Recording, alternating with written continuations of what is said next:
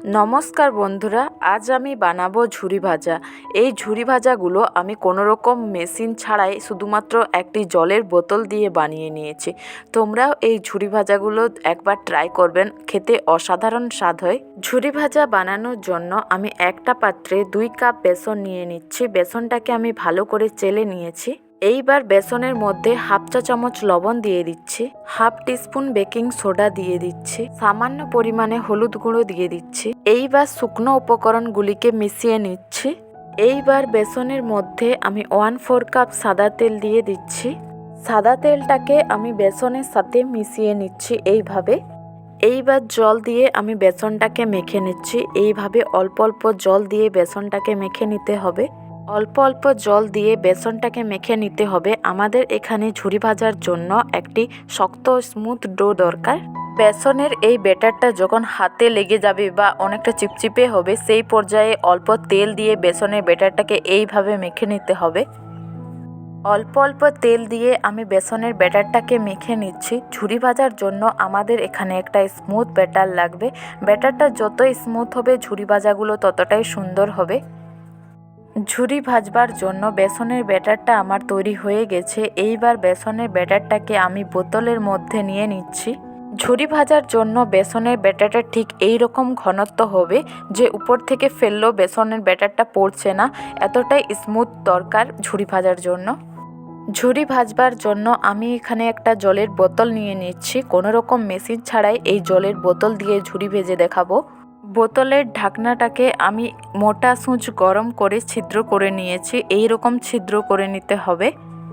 বেসনের ব্যাটারটা যেহেতু অনেকটা ঘনত্ব ও পুরো, তাই আপনারা এখানে একটা চওড়া টাইপের বোতল নেবেন, তাহলে বেসনের ব্যাটারটা ঢোকাতে কোনো সমস্যা হবে না। এই তো বেসনের ব্যাটারটা আমার বোতলের মধ্যে ঢুকিয়ে নেওয়া হয়ে গেছে। এইবার দেখাচ্ছি বেসনের ব্যাটারটা দেখুন কতটা সরুভাবে পড়ছে। আপনারা ছিদ্রগুলোকে একটু দূরে দূরে করবেন, তাহলে বেসনের ব্যাটারটা লেগে যাবে না। এইভাবে বানিয়ে নিচ্ছি। আপনাদের কাছে যদি এই রকম একটা মেশিন থাকে তাহলে আপনারা অনায়াসে বানিয়ে নিতে পারবেন।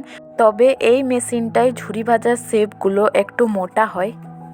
চুলায় আমি একটি কড়াইয়ের মধ্যে তেল গরম হতে দিয়ে দিয়েছি। এইবার ব্যাটারটাকে এইভাবে হালকা প্রেস করতে থাকবো এবং ব্যাটারটাকে চারিপাশে এইভাবে প্রেস করে ঘুরিয়ে নেব।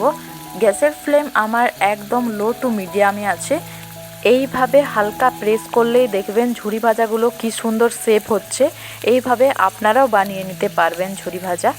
গ্যাসের ফ্লেম আমার একদম লোতে রয়েছে, না হলে ঝুরি ভাজাগুলো তাড়াতাড়ি লাল হয়ে যাবে। একদম লো ফ্লেমে ঝুরি ভাজাগুলোকে ভেজে নিতে হবে। এইবার ঝুরি ভাজাগুলোকে আমি পাল্টে নিচ্ছি। দেখুন ঝুরি ভাজাগুলো ভেঙে যাচ্ছে, কিন্তু কিচ্ছু হবে না, কারণ ঝুরি ভাজাগুলোকে আমরা তো পরে ভেঙেই নেব। ঝুরি ভাজাগুলো ভেজে নেওয়া হয়ে গেছে। এইবার আমি তুলে নেব।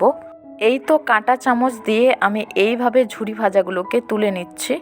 এইবার মেশিন দিয়ে আমি ঝুরি ভাজাগুলোকে বানিয়ে দেখাচ্ছি। দেখুন মেশিনের ঝুরি ভাজাগুলো অনেকটা চিকন হচ্ছে ও শেপগুলো দেখুন একটু মোটা আছে।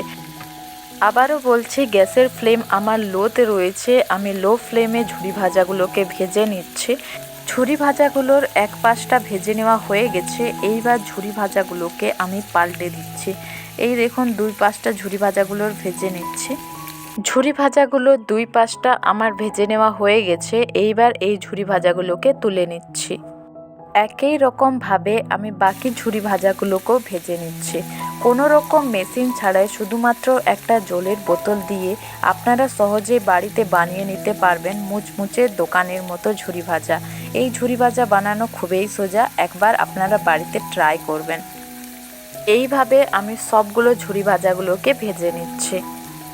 সবগুলো ঝুরি ভাজা আমার ভেজে নেওয়া হয়ে গেছে। এইবার ঝুরি ভাজাগুলোকে ভেঙে নিচ্ছে। মেশিন দিয়ে তৈরি ঝুরি ভাজাগুলো দেখুন একটু মোটা হয়েছে, কিন্তু আওয়াজ শুনে আপনারা বুঝতে পারছেন ঝুরি ভাজাগুলো কতটা মুচমুচে হয়েছে। এইভাবে আপনারা বানিয়ে নেবেন বাড়িতে মুচমুচে স্বাদের ঝুরি ভাজা। এইভাবে আপনারাও বাড়িতে বানিয়ে নিতে পারবেন অল্প খরচে মুচমুচে সকালের নাস্তায় ঝুরি ভাজা। এইবার বোতল দিয়ে বানানো ঝুরি ভাজাগুলোকে ভেঙে দেখাচ্ছি। দেখুন এই ঝুরি ভাজাগুলো অনেকটা সরু হয়েছে, এই ঝুরি ভাজাগুলো মুচমুচে হয়েছে, এইগুলো একদম দোকানের মতো তৈরি হয়েছে। তাই আমি এই ঝুরি ভাজাগুলোকেই একটু বেশি পরিমাণে বানিয়ে নিয়েছি। এইবার সবগুলো ঝুরি ভাজাগুলিকে আমি ভেঙে নিচ্ছি। আওয়াজ শুনে আপনারাও বুঝতে পারছেন এই বোতলের শেপের ঝুরি ভাজাগুলো অনেকটা মুচমুচে হয়েছে। কোনো রকম ঝামেলা ছাড়াই খুবই অল্প সময়ের মধ্যে তৈরি হয়ে যায় মুচমুচে মজাদার ঝুরি ভাজা। এই ঝুরি ভাজাগুলো আপনারা বিকেলে চায়ের সাথে বা নাস্তায় খেতে পারেন। এই ঝুরি ভাজাগুলো খেতে অসাধারণ স্বাদ হয়, আপনারা একবার বাড়িতে ট্রাই করবেন। আমার আজকের রেসিপি কেমন হয়েছে দয়া করে কমেন্টে জানাবেন। ভিডিওটি যদি ভালো লাগে লাইক কমেন্ট শেয়ার করে পাশে থাকার জন্য অনুরোধ রইল। সবাই সুস্থ থেকো, ভালো থেকো। ঝুরি ভাজাগুলোকে চটপটে ও মজাদার বানানোর জন্য সামান্য পরিমাণে গোলমরিচ গুঁড়া, সামান্য পরিমাণে বিট লবণ দিয়ে দিচ্ছি, সামান্য পরিমাণে লঙ্কা গুঁড়া ও সামান্য পরিমাণে জিরা গুঁড়া দিয়ে দিচ্ছি। এইবার মশলাগুলি ঝুরি ভাজার সাথে ভালো করে মিশিয়ে নিচ্ছি। আপনারা এইভাবে মশলা মিশিয়ে ঝুরি ভাজাগুলোকে খেয়ে দেখবেন, এর স্বাদ অনেকটা বেড়ে যায়।